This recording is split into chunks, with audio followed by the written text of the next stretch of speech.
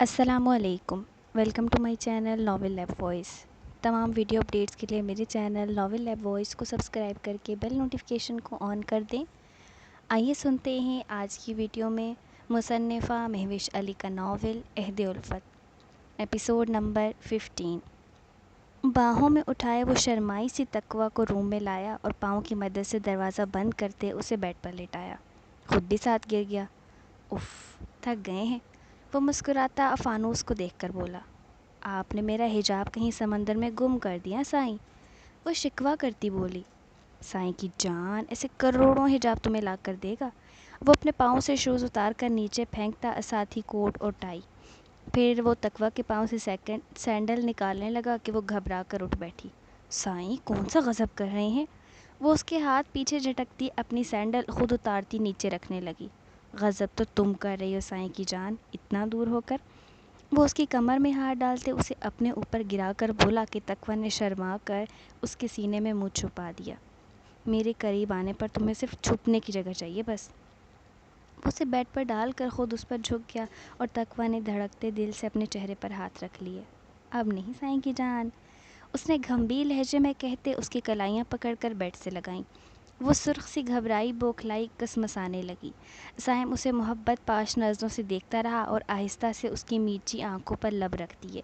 اس کے لمس پر تقویٰ کی سانسیں بکھر گئیں، جن پر جھک کر سائم سمیٹنے لگا۔ تم بہت خوبصورت ہو، اپنے سائیں کا سکون ہو تم سائیں کی جان۔ وہ گھمبیر بھاری سرگوشی کرتا جھکا اور اس کی شہرک پر اپنے دہکتے لب رکھ لے۔ آہستہ سے بہت چاہت سے اپنی ساری الفت لٹاتے اس کے وجود کو باہوں میں بھر لیا اور اس کے نکوش پر جھک کر شدتیں لٹانے لگا کہ وہ سمٹ کر اس کے سینے میں چھپ گئی۔ سائم نے مسکراتے ہاتھ بڑھا کر روم کی لائٹ آف کرتے اس کے کانوں میں شہد سے میٹھی سرگوشیاں کرتے اس پر چاہت لٹانے لگا کہ وہ اس کی شدتوں کی تاب نہ لاتی بکھر کر خود کو اس کے سپرد کر گئی۔ سائم مسکراتے اس کی بند آنکھوں کو دیکھنے لگا اور پھر کانپتے لبوں پر انگلی پھیری کہ وہ سمٹ گئی، جس پر وہ دلکشی سے مسکراتا اس کے دہکتے رخسار کو سہلاتے لبوں پر جھک گیا۔ روم کے فسوں خیز ماحول میں دونوں کی سانسیں بکھری ہوئی تھیں۔ باہر چاند اپنی چاندنی چاروں اور پھیلے سیاہی کو سمیٹنے کی کوشش میں تھا اور ہوا کی ٹھنڈی لہریں پھڑ پھڑاتے کھڑکی کے پردوں سے ہوتی روم کے فضا میں پھیل جاتی۔ سائم نے اپنے سینے پر رکھے اس کے خوبصورت چہرے کو دیکھتے کھڑکی سے چمکتے چاند کو دیکھا۔ پھیکا لگے چاند مجھے جب دیکھتا ہوں چہرہ تیرا، ہے نور اس قدر تیرے چہرے پہ، بدمعاش دل ہار جاتا ہے میرا۔ وہ شرارت سے اس کے کان میں گنگنانے لگا اور تقویٰ نے گھور کر آنکھیں کھولتے اسے دیکھا۔ لمبی مت پھینکو سائیں، وہ اسے ہتھیلیوں سے پیچھے دھکیلتی کروٹ بدل گئی۔ اس کا چہرہ تمتما رہا تھا اور سانسیں اس ماحول میں بکھری ہوئی تھی۔ دھڑکنوں کی حالت بھی غیر تھی کہ لگ رہا تھا آج دل جیسے پسلیاں توڑ کر باہر آ جائے گا۔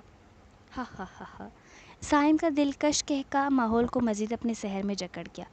لمبی پھینکنے پر لعنت سائیں کی جان، ہم تو اپنے دل کا حال سنا رہے ہیں۔ اسے پیچھے سے اپنے حصار میں لے کر اس کی کان کی لو کو لبوں سے چھوتے ہوئے بولا کہ وہ آنکھیں میچ کر رہ گئی۔ ویورز، اگر میری وائس میں بیک میں نوائز آ رہا ہے تو اس کے لیے معذرت چاہتی ہوں۔ گرمی کی وجہ سے فین آف کرنا تقریباً ناممکن ہے، تو آپ کو اسی طرح سے گزارا کرنا پڑے گا۔ آتے ہیں ناول کی طرف۔ وہ مسلسل اسے نظر انداز کر رہا تھا، پر جب دوائی یا خوراک کا وقت ہوتا تو سرد لہجے میں اسے جھڑک کر کھلاتا۔ ہر بار جب اس کے قریب آتا تو وہ ڈبڈباتی نظروں سے اسے دیکھتی، پر وہ نظریں پھیر جاتا۔ ایک دو بار تو اس کے رونے پر بری طرح جھڑک دیا تھا اور عائشہ میں اتنی ہمت نہیں تھی کہ وہ اس کے پاؤں پکڑ کر وہاں اپنا سر رکھ کر معافی مانگ لے۔ اب تو اسے رونے کی اجازت نہیں تھی کہ دانیال نے کہا تھا اس کی وجہ سے اگر اس کے بچے کو کچھ ہوا تو وہ اسے چھوڑے گا نہیں، اور اس لیے وہ خود اس بات سے گھبرا کر رونا چھوڑ گئی تھی۔ پر اس دل کا کیا کرتی؟ جب بھی وہ اس کے سامنے آتا تو اس کے محبت بھرے لمحے سامنے چلنے لگتے۔ وہ اپنا حال کسی پہ بیان نہیں کر رہی تھی، اس کا دل دکھ رہا تھا اسے صرف پھپھو اور زریش سے باتیں کرتے دیکھ کر، اور نہ پھپھو اس سے بات کر رہی تھی نہ ہی دانیال۔ ہاں، اگر بات کرتا بھی تو لہجے میں اس قدر روب ہوتا کہ وہ نظریں اٹھا کر دیکھ بھی نہ پاتی۔ وہ اس کے قریب سوتا تو اسے محسوس ہوتا جیسے روم میں وہ اکیلی ہے، اور تب وہ دن یاد کرتے اسے نہ چاہتے ہوئے رونا آ جاتا جب وہ اسے روم میں لانے کی بے انتہا جتن کر رہا تھا۔ وہ جب اس کے پاس ہوتی، اگر روتی تو کیسے چھوٹی بچی کی طرح اسے چپ کرواتا، اسے محبت کرتا۔ اب تو روئے تو ایسے جھڑک دیتا جیسے کھا جائے گا، اور اس کی جھڑک میں اس قدر روب ہوتا کہ وہ ایک دم خاموش ہو جاتی۔ اس نے کافی ہمت سے اپنے پاؤں میں پہنی پازیب میں واپس گھنگرو ڈال لیے تھے، پر اب اس پر کوئی اثر نہیں ہو رہا تھا ان کی آواز سے بھی۔ وہ سسک اٹھی، کیا کرتی اسے کچھ سمجھ نہ آ رہا تھا۔ ابھی بھی وہ چھت کی طرف جاتی سیڑھیوں پر بیٹھی اس کے بارے میں سوچ رہی تھی۔ اسے وہ بارش والا منظر یاد آیا، دل کی حالت غیر ہوئی پر روح بھی سسک اٹھی۔ زریش اسے بالکل کام کو ہاتھ لگانے نہیں دے رہی تھی، اس لیے گھر میں بور ہوتی پھر رہی تھی۔ سنو عائشہ، یہاں آؤ۔ کچن سے زر کی پکار پر وہ یزمجگی سے اٹھی اور جانے لگی۔ جی، یہ لو دانی کو دے آؤ، میں اماں کو دیتی ہوں چائے۔ وہ اسے چائے کے کپ والی ٹرالی پکڑاتے بولی تو عائشہ نے اداسی سے اسے دیکھا۔ کیا دیکھ رہی ہو، جاؤ، ہمت کرو اور اپنا گھر سنبھالو۔ وہ اس کا گال چھو کر بولی تو عائشہ ڈوبتے دل سے ٹرے پکڑے ہمت کرتی جانے لگی۔ وہ ابھی لوٹا تھا آفس سے اور اب شاید فریش ہو رہا تھا، ورنہ لاؤنج میں پھپھو اور زر کے ساتھ چائے پیتا تھا۔ وہ روم میں آئی تو وہ شرٹ پہن رہا تھا۔ عائشہ اس کی طرف دیکھ کر سرخ چہرے سے نظریں جھکا گئی۔ آہٹ پر دانیال نے بھی مرر میں دیکھا تو سامنے ہی سرخ چہرے سے سر جھکائے ہاتھوں میں ٹرے پکڑے عائشہ کو پایا۔ یہاں کیوں لے کر آئی ہو؟ تمہیں معلوم نہیں میں پھپھو کے ساتھ پیتا ہوں؟ سر لہجے میں وہ ناگواری سے بولا کہ عائشہ نے پلکیں اٹھائیں۔ وہ زر نے کہا کہ پھپھو اپنے روم میں پی رہی ہیں۔ وہ اس کی پشت کو دیکھتی گویا ہوئی۔ اب کیا سر پر ڈالنے کا ارادہ ہے؟ جا کر ٹیبل پر رکھو۔ وہ جھڑک کر بولا تو عائشہ جھٹ سے سر ہلا گئی۔ دوائی کھائی؟ وہ چلتا صوفے پر بیٹھا اور کپ اٹھا کر لبوں سے لگاتے ایک ہاتھ میں موبائل پکڑے اس میں کچھ ٹائپ کرتے مصروف سا پوچھنے لگا۔ جی، آنسوؤں کا گولا حلق میں انڈیلتے ہوئے وہ بولی۔ کیا کل ہارون کے گھر جاؤ گی؟ وہ دروازے کے قریب پہنچی تو پیچھے سے آواز آئی۔ عائشہ کا دل سکڑ گیا۔ کیسی امید لگا رہی ہوں، کیا میں نے جو کیا وہ کم تھا؟ وہ خود سے بولی اور دانیال نے چوٹی میں بندھے اس کے سنہرے بالوں کو دیکھنے لگا۔ پر وہ میری طبیعت تو پوچھ ہی سکتا ہے، میں اس کے بچے کی ماں بننے والی ہوں۔ اس کے دل نے کہا۔ دماغ سے جب خوف اترا تھا اب اسے ساری حقیقت اور دانیال کے ساتھ جڑے رشتے کا احساس ہونے لگا تھا، پر اب پچھتاووں کے سوا کچھ نہیں بچا تھا۔ اور میں نے جو اس کے بچے بارے میں کہا، ہمارے بچے کے بارے میں کہا، وہ اس کے دماغ نے تلخ حقیقت سامنے رکھی تو وہ تڑپ گئی۔ نہیں، وہ نفی میں سر ہلانے لگی اور آہستہ سے ڈور کھول کر باہر نکل گئی۔ دانیال نے سر جھٹک کر لیپ ٹاپ اٹھایا اور اپنے کام میں مصروف ہو گیا۔ ایک بار بھی یہ نہیں کہا کہ اس نے جو کہا وہ خوف میں کہا، وہ ایسا نہیں کرنا چاہتی تھی یا وہ اس لڑکے سے محبت نہیں کرتی۔ اس سوچ کے آتے ہی وہ سختی سے لب بھینچ گیا۔ اگر وہ مجھے کہے گی بھی تو میں کون سا معاف کر دوں گا؟ اس نے میرے احساسات کو کچلا ہے، میری انا پر چوٹ کی، اور اس نے کھلے لفظوں میں کہا ہے کہ وہ اس سے نفرت کرتی ہے۔ ان تلخ سوچوں میں وہ سر صوفے کی پشت سے ٹکا کر آنکھیں موند گیا۔ اس نے میرے بچے کو مارنے کی کوشش کی، جو کوئی عورت خواب میں بھی نہ سوچے اپنی کوکھ کے لیے۔ سرخ آنکھیں کھول کر وہ اپنا سارا غصہ لیپ ٹاپ کے کی بورڈ پر نکالنے لگا۔ اس کے باپ نے جو کیا سو کیا، پر اب اس نئی نویلی دلہن کے ساتھ جو اس کے بھائی نے کیا چھوڑ کر اسے چلا گیا وہ انتہائی زبردست تھا کہ مہکار سوچتے جھوم اٹھتی کہ حیدر سنگاپور چلا گیا۔ اور اب رہی یہ چھوٹی سی چڑیا گھر میں جو سارا دن خرگوش سے باتیں کرتی اس کا دماغ پکا چکی تھی۔ مہکار کو تو انتہائی نفرت اس سے محسوس ہوئی۔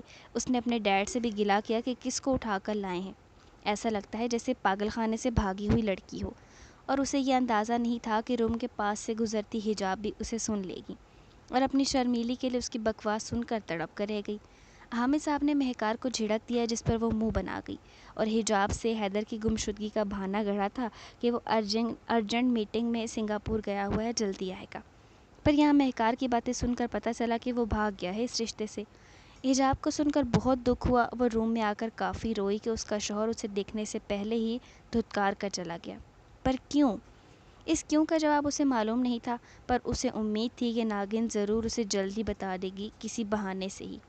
دوسری طرف حیدر کے 3 دن بعد کال پک کرنے پر حامد صاحب نے بغیر اس کی سنے کافی سنا دیا اور اس سے کہا کہ اگر وہ واپس نہیں لوٹا تو وہ خود کو کچھ کر لیں گے۔ وہ معصوم لڑکی اس کا انتظار کر رہی تھی اور یہ تھا کہ نواب لوٹ نہیں رہا تھا۔ روم انتہائی کا خوبصورت تھا اور اس کی ترتیب فرنیچر کلر سے لگ رہا تھا کہ بندہ کافی نفاست کڑوے ٹائپ کا ہے، اور تصویر ایک بھی نہیں تھی کہ وہ دیکھ کر برا بھلا ہی کہہ سکے اسے، کیونکہ حامد صاحب کے مطابق اسے تصویریں بنوانا پسند نہیں تھا اور نہ ہی کبھی زندگی میں کھنچوائی تھیں۔ اور حجاب جو شرمیلی اور اس کے ڈیڈ کے ساتھ ہزاروں سیلفیز لینے کا مستقبل میں سوچ بیٹھی تھی، سارے خواہشوں پر اوس پڑ گئی۔ وہ سب پر ساری خواہشوں پر 2 حرف بھیج کر منہ بنا کر اس سڑے کدو کا سوچتی رہ گئی۔ लगता ہے सेल्फियों से बदहज़मी होती होगी, जिस तरह उसकी बहन को मुझे देखकर होती थी कि बुरे बुरे मुंह बनाकर हकारत भरी नज़रों से देखती रहती है।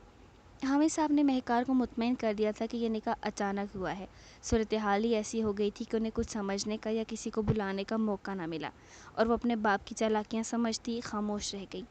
पर यह कहना नहीं भूली कि अगर भाई की शादी करवानी ही थी तो मुझसे कह देते, कोई ढंग की लड़की से तो शादी करवाते। इस बच्ची से करवा लाए हैं जो भी जानवरों से खेल रही है, वो क्या घर संभालेगी। वो तंजिया कहकर काफ़ी कुछ जता कर गई थी, मायनी खेज़ लहजे में, जो हामिद साहब समझते सर हिला गए। डैड, दरवाज़ा नॉक करते वो हामिद साहब को बुलाने लगी, और हामिद साहब गुलाबी कपड़ों में अपनी छोटी सी खूबसूरत बहू को देखकर खिल उठे। अरे आओ डैड की जान। उन्होंने बाहें फैलाई और हिजाब मुस्कुराती अंदर आकर उनकी बाहों में समाई कि हैदर साहब ने उसके सर पर बोसा दिया। कुछ कहना है? अपने साथ बेड पर बिठाते उन्होंने शफकत से पूछा। हिजाब इस बात में सर हिला गई। अभी मैंने नागिन, ओ आई मीन महकार, ओ नहीं मतलब कि आप ही को कहते सुना कि वो कह रही थी आपसे कि शाह साईं शादी ज़बरदस्ती करवाने से रूठ कर चले गए हैं, क्या ये सच है? पूछते हुए उसकी आंखें भर आईं। हामिद साहब के लबों की मुस्कुराहट मध्यम पड़कर ख़त्म हो गई। डैड, मुझे सब सच बताएं कि क्या हकीकत है? उसने भराई आवाज़ में पूछा, जिस पर हामिद साहब ने तड़प कर उसे अपने सीने से लगाया। ऐसा कुछ नहीं बेटा। उन्हें इतना गुस्सा आ रहा था हैदर पे कि वो बयान नहीं कर सकते थे। दिल कर रहा था सामने होता तो चेहरा सुर्ख कर देते, कैसे उस मासूम को छोड़कर तंज के हवाले कर गया है। क्या अपनी बहन को नहीं जानता था? मैं आपके लिए चाय बना कर लाऊं, जो डैड को बना कर देती थी? वो हामिद साहब के पास से उठकर आंखें साफ करती बोली। उन्होंने मुस्कुराते सर हिलाया। अल्लाह तुम्हें सदा खुश रखे, मुझे माफ़ कर देना बच्ची। उसकी पुश्त को देखते वो शर्मिंदा से बोले। कादिर शाह और कदीर शाह को जब मालूम हुआ हिजाब की अचानक खुफिया शादी का, तो उन्होंने बड़ा वावेला मचाया कि कासिम शाह ने कहा, मेरी बेटी थी, मैं जहाँ चाहता उसे देता, तुम लोग कौन होते हो? उन्होंने अब के बार भाई की ज़बरदस्ती में बेटी की इतनी सी उम्र में शादी करवा देने पर भड़क कर कादिर शाह का मुकाबला किया था, बग़ैर लगी पट्टी रखे। कादिर शाह नाराज़ होकर उसे ताल्लुक़ तर्क कर गए थे। अलबत्ता कदीर पागलों की तरह हिजाब को ढूंढ रहा था कि एक बार मिल जाए बस, और कासिम शाह की उस पर सख्त नज़र थी कि वो उसकी बेटी को कोई नुकसान ना पहुंचाए। चटाख! हिजाब ने किचन में पाँव रखा ही था कि थप्पड़ की आवाज़ उसके कानों में गूंज उठी। उसने हैरत से अंदर झांका, जहां मुलाजिम सर झुकाए सुर चेहरे से महकार के सामने खड़ा था। तुम्हारी हिम्मत कैसे हुई मुझे आगे से जवाब देने की? जब मैंने कहा इसमें नमक की कमी है तो तुम कैसे कह सकते हो कि नहीं है? वो जाहिलों की तरह मुलाजिम पर चीख रही थी, जिसकी आवाज़ पूरे किचन में से 7 मुल्हिका डाइनिंग टेबल के हॉल में गूंज रही थी। हिजाब ने अपने कानों में उंगलियां ठूंस दी। ये क्या बदतमीज़ी है? कोई ऐसे बर्ताव करता है मुलाजिम से? वो आगे बढ़कर महकार से गुस्से से बोली कि उस आवाज़ ने महकार को पहले हैरत से देखा और हिजाब को देखकर उसका बदन जल उठा। बकवास बंद करो। तुम्हारी हिम्मत कैसे हुई बीच में बोलने की कि हमारे घर का मामला है, समझी? महकार सुर्ख होती उस पर गुर्राई, जिस पर हिजाब ने आंखें सुकेड़ी। मजाक अच्छा था पर मुझे हंसी नहीं आई, और अपने जुमले पर गौर करें। हिम्मत मेरी ऐसे हुई कि मैं इस घर की बहू हूँ, मिसेस हैदर शाह, और इस घर का मामला मेरे घर का मामला है, और मेरे घर में मेरे मुलाजमों पर चीखने वाली आप कौन होती हैं? अपना घर तो संभाला नहीं जाता, आ जाती हैं दूसरे के घरों में अपनी मनहूसियत फैलानी। वो दो बदो बोलती उसे शौक कर गई। महकार ने शौक की कैफियत में उस चिड़िया जितनी लड़की को सर से पाँव तक देखा। तुम्हारी ये मजाल, 2 टके की लड़की! अगले ही लम्हे वो चीखती उस पर हाथ बुलंद करती, उसके नाजुक से रुखसार पर अपनी उंगलियों की छाप छोड़ देती। उससे पहले ही बरकी सी तेज़ी से हिजाब ने उसका हाथ पकड़ लिया। तुम्हारी ये मजाल, मासूम छिपकलियाँ खाने वाली डाइन, मुझ पर हाथ उठाओगी? वो उससे भी बुलंद कहती उसका हाथ पीछे झटक चुकी थी। 2 टके की मुझे क्या कहती हैं? 2 टके की तो आप हैं, जिससे अपने शौहर का घर नहीं संभाला गया। आ गई बाप भाई का घर बर्बाद करने। कि तुम्हारे ज़ाती मुलाजिम नहीं जिन पर ऐसा जाहिलों जैसा सलूक कर रही हो, ना ही तुम्हारा खाते हैं। अपने हक हलाल का कमा कर खा रहे हैं। इस बार माफ़ कर रही हूँ, आइंदा ख़बरदार ऐसी कोई हरकत की तो। वो अपनी छोटी सी उंगली महकार के सामने बुलंद करती वॉर्न करने लगी। बदज़बान, तुम्हारी क्या औकात है मुझे घर न संभालने का कहती हो? मैं तो अपने शौहर के चाल चलन की वजह से यहाँ जलील हो रही हूँ। तुम क्या हो? हाँ, तुम में कौन सा ऐब देख लिया गया जो एक दिन में ही बाप ने अचानक से फेंक दिया और शौहर मुंह लगाए बगैर चला गया धुतकार कर? वो अपनी गलीज़ ज़ुबान के जौहर दिखाती हिजाब का चेहरा सुर्ख कर गई। मुलाजमों के सामने इस तरह की बातों पर उसका दिल क्या सामने खड़ी इस बेहुदा औरत को कुचल दे किसी मशीन में। मेरा शौहर मुझे धुतकार कर नहीं गया, बल्कि मैं जान चुकी हूँ तुम दोनों बहन भाई को देख कर के तुम दोनों ही भगोड़े हो। एक अपने शौहर का घर छोड़कर भाग गई, दूसरा बीवी को छोड़कर भाग गया। और दूसरी बात, इज़्ज़त वहाँ की जाती है जहाँ इज़्ज़त मिले। تمہارے اس طرح کی تہمت پر میں تمہیں صرف یہی دیکھ سکتی ہوں۔ چٹاخ! پورے کچن میں اس کے تھپڑ کی آواز گونج اٹھی اور مہکار گال پر ہاتھ رکھ کے ساکت سی اسے دیکھنے لگی۔ ملازمہ کا تو رنگ پھیکا پڑ گیا اور اب انہیں اپنی چھوٹی سی مالکن کی فکر سے تانے لگی، پتہ نہیں یہ بدتمیز عورت کیا کرے اس کے ساتھ۔ تمہاری یہ مجال؟ گالی۔ وہ دھاڑتی اس کے بالوں کو پکڑ کر جھنجھوڑتی اس پر جھپٹی۔ اس سے پہلے ان دونوں کی آواز پر حامد صاحب بھاگتے آئے تھے۔ مہکار کی زبان اور حرکت دیکھتے سن کر ساکت رہ گئے اور آگے بڑھ کر اس کا بلند ہاتھ پکڑ کر پیچھے دھکا دیا حجاب سے، جو اب روتی سرخ لہو لہان آنکھوں سے اسے گھور رہی تھی۔ کیا بدتمیزی ہے مہکار، اتنا کیسے گر سکتی ہو تم؟ حامد صاحب غصے سے بول رہے تھے، جنہیں دھکا دیتی وہ کچن سے نکل کر روتی ہوئی بھاگ گئی، اور بروقت ملازم حامد صاحب کو نہ سنبھالتے تو ضرور آج وہ اپنی ہڈیاں توڑوا چکے ہوتے۔ سوری صاحب، یہ سب ہماری وجہ سے ہوا۔ ملازم نادم سا ہو کر بولا کہ حامد صاحب خود کو سنبھالتے انہیں جانے کا کہنے لگے۔ ایم سوری بیٹا۔ انہوں نے شوق سے کھڑی حجاب کا سر سینے سے لگایا۔ ڈیڈ، مجھے یہ تو نفسیاتی لگتی ہیں۔ وہ خوف زدہ سے انہیں دیکھتی بولی، جس پر حامد صاحب نے نفی کی۔ ایسا نہیں ہے، وہ اتنی ہی بدتمیز ہے، بد زبان۔ وہ کڑ کر بولے۔ آپ بھول جائیں اسے، یہ ہے ہی بدتمیز، ان کے منہ نہ لگا کریں۔ حامد صاحب کے لہجے میں ناپسندیدگی تھی مہکار کے لیے، اور حجاب خاموشی سے سر ہلا گئی۔ آپ چلیے، میں چائے بنا کر لاتی ہوں۔ وہ مسکرا کر ان سے بولتی کاؤنٹر کی طرف مڑی تو حامد صاحب دل ہی دل میں حیدر کی بری درگت بنانے کا سوچتے باہر چلے گئے۔ یہ کیا ہے؟ وہ ٹرے ٹیبل پر رکھ کر بولی۔ یہ شطرنج ہے۔ کیا شطرنج کا کھیل آتا ہے میری بیٹی کو؟ چائے کا کپ اٹھاتے حامد صاحب بولے۔ وہ مسکراتی پاس بیٹھی۔ آف کورس آتا ہے، یہ شطرنج کیا کھیل ہے؟ میں گولیوں سے کھیل جاؤں، چڑیلوں کو مار گراؤں، اپنے میجک ہینڈ سے ڈائن کو اڑا دوں، میری چھپکلیاں کھانے والوں کو بھسم کر دوں۔ وہ کشن گود میں رکھتی، پیر پسارے ان کے ساتھ صوفے پر بیٹھی اونچا اونچا بولتی مہکار کو سنانے کی کوشش میں کی۔ ارے واہ، اتنی بہادر بٹیا! حامد صاحب نے اس کی بچگانہ باتوں پر ہنستے شطرنج سیٹ کیا اور چائے کا گھونٹ بھرا۔ وہ نہیں تو کیا! وہ گردن اڑا کر اور بھی معصوم لگی، بالکل چھوٹی بچی کی طرح۔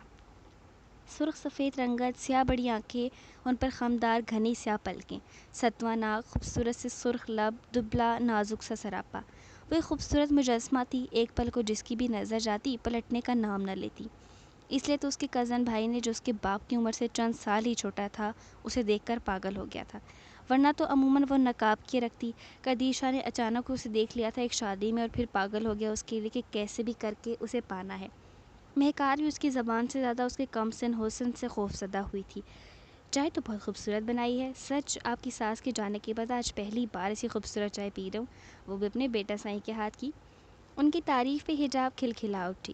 پلیز ڈیڈ، یہ خوبصورت نہیں، خوب ذائقہ ہو سکتی ہے۔ آپ بھی مجھے خوش کرنے کے لیے ڈیڈ کی طرح بس پھینک نہ دیں لمبی۔ اس کی بات پر حامد صاحب اپنی چوری پکڑنے پر کہکا لگا اٹھے۔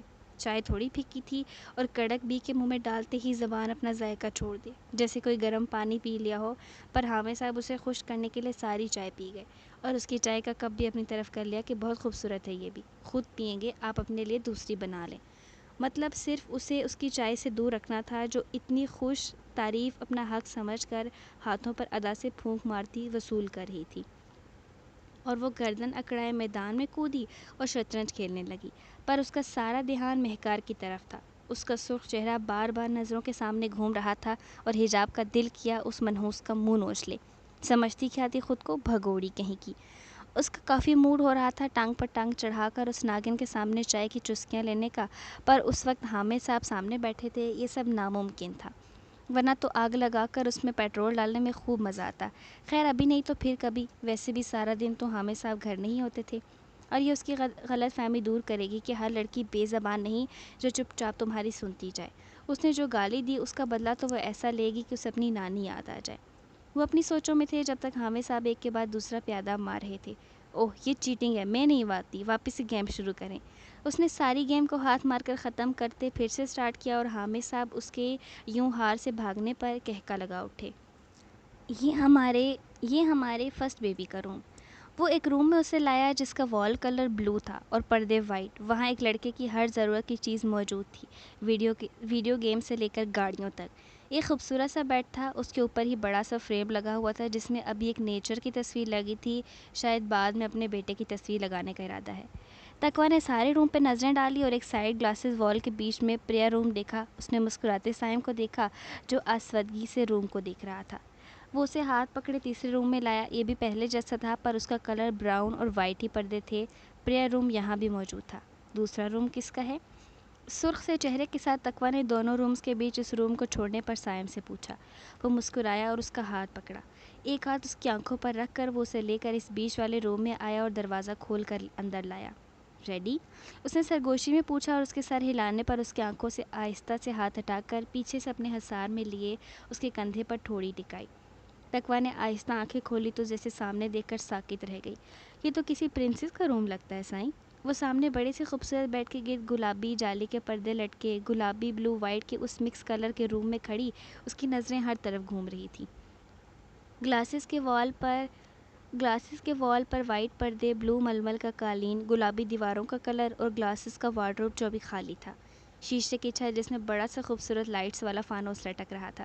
اور یہاں بھی ایک خوبصورت پریئر روم تھا جس کے گرد گلاسز دیواریں تھیں.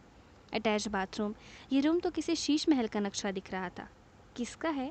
وہ سحر زدہ سی بولی. ہماری پرنسس کا. سائم نے اس کی گردن میں منہ چھپاتے کہا. وہ سرخ ہوتی نظریں جھکا گئی. پسند آیا؟ اس کا رخ اپنی طرف کرتے پوچھا جس پر تقویٰ سر جھکا گئی پر اس کے چہرے کی سرخی سارے راز اگل رہی تھی. آؤ. وہ اس کا ہاتھ پکڑے روم کو واپس لاک کرتا ڈرائنگ روم میں لایا. وہ بھی ستائش سے دیکھ رہی تھی. پھر اسے لے کر خوبصورت امریکن سٹائل کچن میں لایا جہاں اس کی ضرورت کی ہر چیز موجود تھی.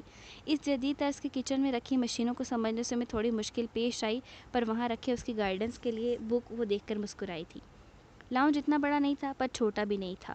صوفے سیر، شیشے کی بڑی سی ٹیبل جس پر کرسٹل کا واز رکھا تھا اور اس میں لگے گلاب. سامنے ہی دیوار میں بڑی سی LED اور LED کے قریب باقی کی وال پر خوبصورت ماہر آرٹسٹ کی پینٹنگ جنہیں سمجھنا کافی مشکل تھا کہ انسان بنا ہوا ہے یا سمندر یا پہاڑ. دوسری طرف نیچر کی تصویریں لگی تھی اور پاس ہی چھوٹی ٹیبلز پر ڈیکوریشن پیسز. اب آخری منزل کی طرف. وہ ہر چیز کو بہت غور سے دیکھ رہی تھی کہ اچانک اس کا ہاتھ پکڑ کر سائم نے اپنی طرف کھینچا اور باہوں میں اٹھا لیا. سائیں کیا کریں ہیں؟ نیچے اتاریں. وہ مچل کر بولی پر سائم نے اسے اگنور کیا اور آگے بڑھ گیا. دیوار کے ساتھ بنی براؤن ووڈ کی طرف سیڑھیاں طے کرتے وہ اپنے ساتھ اٹھائے اوپر جا رہا تھا. اس کی پرشوق نظریں محسوس کرتی تقویٰ نے منہ دیوار کی طرف کر لیا جہاں خوبصورت پینٹنگ لگی تھی. آ گئی ہماری منزل.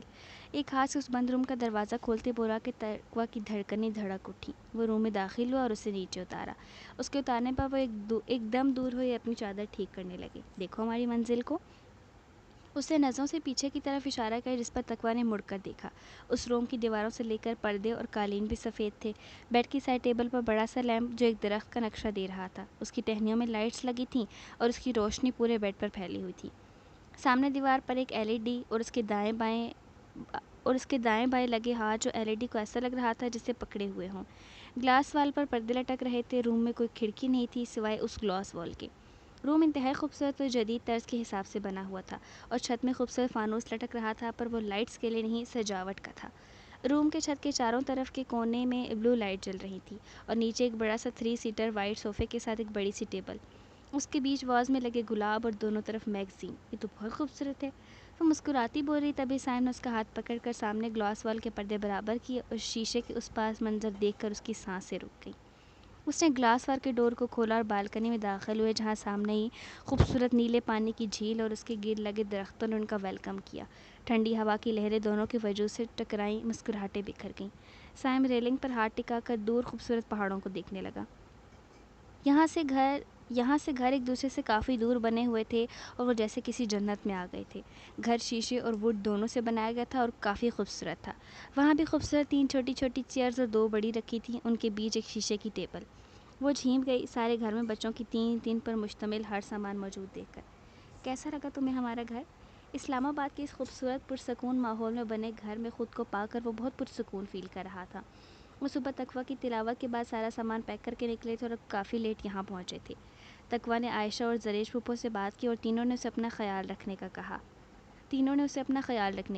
زریش عائشہ تو اس کے اتنے بڑے قدم پر خاموش ہو گئیں پر پھوپھو انجان اسے کافی ہدایت کر رہی تھی. ساتھ شکوہ بھی کہ جاتے ہوئے مل جاتی پر تقویٰ نے معذرت کی کہ جلدی نکلنا پڑا. انشاءاللہ جلد چکر لگائیں گے. سائم نے دیکھا جہاں وہ اس کی خواہش کا اتنا احترام کر رہی ہے تو اس نے بھی اس کے لیے آن لائن کلاسز کا انتظام کر لیا تھا. گھر کے ایک اسٹڈی روم اس کے لیے بنایا جہاں اس کی ضرورت کا ہر بک اور بڑا سا کمپیوٹر موجود تھا. دوسرا اسلام آباد کے میڈیکل یونیورسٹی میں کلاسز اٹینڈ کرنے کی پرمیشن بھی حاصل کر لی تھی اور خود اپنے لیے کوئی نوکری تلاش کرنے کا ارادہ رکھتا تھا. آغا جانی نے بھی چھپ کر ان دونوں سے باتیں کی تھی اور اپنا خیال رکھنے کا کہا تھا، اور یہ بھی کہ وہ چکر لگائیں گی، پر سائم نے صاف انکار دیا کہ وہ اپنے ماضی کو بھولنا چاہتا ہے، سب کچھ بھولنا چاہتا ہے، کوئی کسی سے بھی اس کا رشتہ نہیں، صرف اس کی بیوی کے علاوہ۔ مسز ہانیہ اور وہاج صاحب کو اس کی گھر اور فلیٹ بھیجنے اور اسلام آباد میں شفٹنگ کا سن کر کافی خوش ہوئی اور بلاسا سے ٹلنے پر کلمہ بھی پڑا۔ جنید اور سیف کافی اداس ہوئے، اس سے ملتے وقت روئے بھی، اور تقویٰ کے سامنے دونوں ہاتھ جوڑ کر روتے معافی مانگی، جس کا اس نے کوئی رسپانس نہیں دیا۔ سائم اس منظر سے گھبرایا ضرور، پر اس نے چہرے پر بیزاری سجا لی۔ اب تم مجھے ان ہاتھوں سے کیا بنا کر کھلاؤ گی؟ وہ اس کے ہاتھ چومتا بولا کہ تقویٰ نے اچانک سے سٹ پٹا کر ہاتھ کھینچنے چاہے کہ سائم نے اسے پورا کھینچ کر اپنے حصار میں لے لیا۔ میں پہلے عصر کی نماز تو ادا کر لوں، پھر مل کر کپڑوں کی سیٹنگ کرنی ہے، اس کے بعد کھانا بناؤں گی۔ وہ اسے کندھوں سے پکڑ کر پرے کرتی گھور کر بولی، اور پھر مجھے اپنے ہاتھوں سے کھلاؤ گی؟ وہ اس کی کوشش کو ناکام کرتے لبوں کو چھو کر بولا۔ وہ گھبرا کر سرخ ہوتی اسے دھکا دے کر دور ہوئی۔ سائم ہنسا ریلنگ سے لگا۔ میرا پریئر روم کہاں ہے؟ وہ واپس جاتی بولی کہ سائم نے سامنے سفید پردے کی طرف اشارہ کیا۔ وہ الجھ کر آگے بڑھی اور پردہ ہٹایا تو گلاب کی مہک اس کے نتھوں سے ٹکرائی، ساتھ ہی اگربتی کی مہک بھی۔ اس نے گلاس ڈور سلائیڈ کیا اور اندر داخل ہوئی۔ ایک سائڈ جائے نماز، اوپر قرآن پاک پھولوں کے بیچ رکھا ہوا تھا، چھوٹی مدھم لائٹس کے اتنے خوبصورت پریئر روم دیکھ کر اس کا دل دھڑک اٹھا۔ خوشی سے اس نے منہ پر ہاتھ رکھ لیے۔ گلاسز کی دیواروں کے گرد پردے لٹکے ہوئے تھے اور اتنا پیارا منظر تھا کہ وہ جیسے کھو سی گئی۔ باہر آئی تو سائم بیڈ پر بیٹھا تھا۔ کیسا لگا؟ اس نے بے چینی سے پوچھا۔ بہت بہت بہت زیادہ خوبصورت، تھینک یو سو مچ سائیں۔ وہ خوشی سے چہکی۔ تو اب یہاں اور ایک زبردست ہگ کرو اپنے سائیں کو۔ اس نے باہیں پھیلائیں تو تقویٰ نے آنکھیں، سوری یہ ممکن نہیں، اذانیں آ رہی ہیں۔ وہ ناک کو چھوتی وہاں سے کترا کر بھاگتی، ایک جسٹ میں سائم نے اسے پکڑا۔ بے وقوف مت بنا، ابھی 5 منٹس ہیں اذانوں میں۔ وہ اسے حصار میں لیتا اس کی کمر کے گرد ایک بازو ڈالے، دوسری کلائی میں گھڑی میں وقت دیکھتا بولا اور کہکا لگا اٹھا۔ 1 منٹ کرتی ہوں ہگ۔ وہ بکھلائی سے بولے کہ سائم گھور کر دیکھا۔ اچھا کرو۔ اس نے دوسرا بازو بھی اس کے گرد ڈالا۔ آپ چھوڑیں تو کروں گی نا۔ وہ کسمسائی۔ بے وقوف سمجھا ہے مولانی، ہا ہا ہا۔ اس نے کہکا لگاتے اسے سینے میں بھینس لیا۔ تقویٰ ناکام ہو کر بے بسی سے تل ملا کر رہ گئی۔